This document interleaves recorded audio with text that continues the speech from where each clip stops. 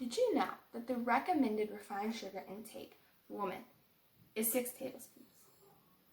And for men, it's 9 tablespoons.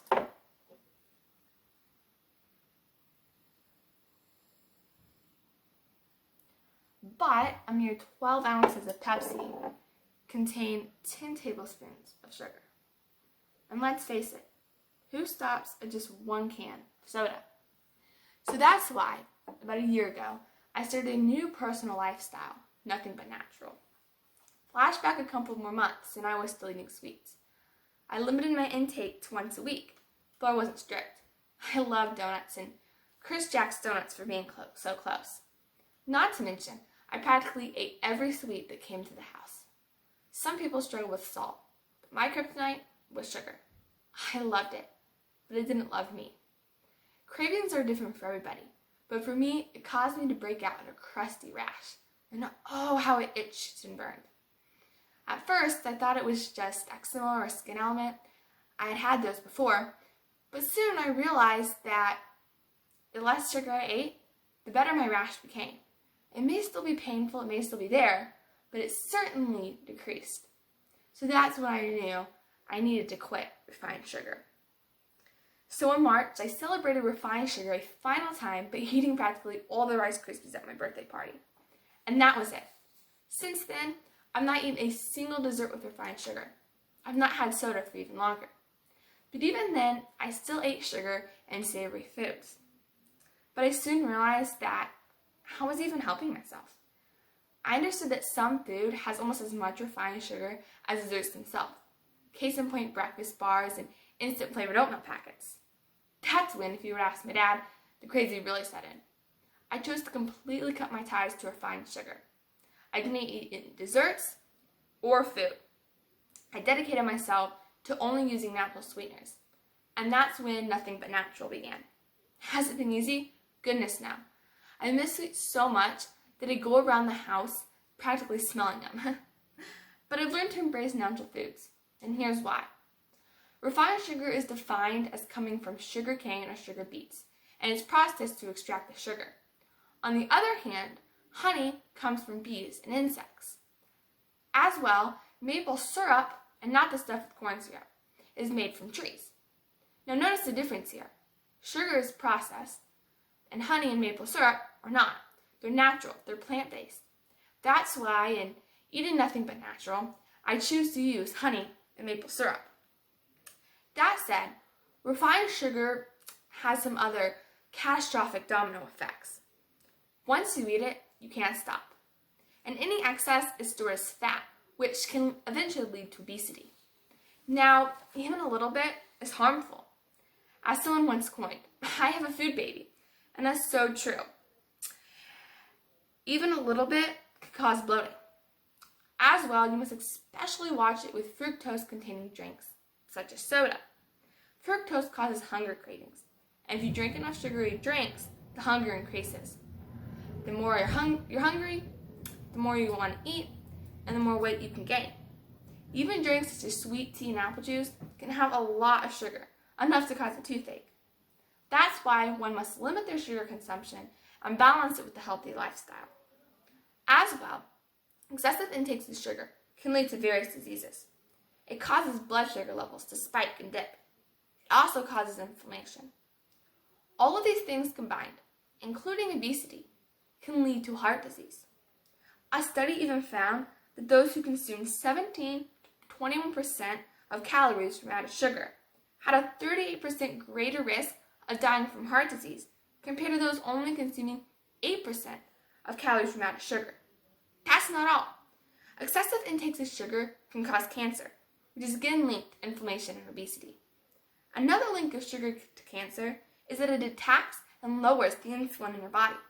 Like mutiny, sugar attacks and builds a resistance against insulin. As a result, your body has trouble regulating. Furthermore, perhaps the most well-known disease linked to sugar is type 2 diabetes. This can be again a cause of obesity or sugar's attack on insulin. Lastly, sugar can also cause depression. It leads to extreme blood sugar spikes and dips. You can eat sugar and are filled with energy, but then you crash. So, such swings can lead to depression. As well, sugar has simply no value. This is especially so when compared to proteins, such as meats or nuts. So, while sugar may taste delicious, it's not delivering any important nutrients. Sugar also drains your energy. It may feel good in the moment, especially when it spikes your blood sugar, but sugar is a simple carb. The energy is short-lived. And minutes later, you're most likely going to feel blood sugar dip or crash. With that, we're back to point 8, drain blood sugar. As well, not only is energy fleeting, but it can also cause you to age faster, once again because of inflammation. And if you've ever been scalded by the dentist, you know that sugar can lead to cavities and other tooth problems. Sugar also lowers your immunity because it attacks the bacteria and yeast in your body. These feed on sugar, which can make you sick more often. Lastly, and perhaps most dangerous, sugar is addictive. As Casey Bajorek said, on the outside, sugar seems pretty harmless, but on the inside, it's killing us. It doesn't help that sugar is hard to avoid because it's everywhere. Just pick up the nearest bag of chips or bread, and you'll most likely see sugar as an ingredient. It's also addictive because the more you eat it, the more you crave it. When it hits your taste buds, the sugar sends signals to your brain. That then releases opioids and dopamines, which leads to a happy high.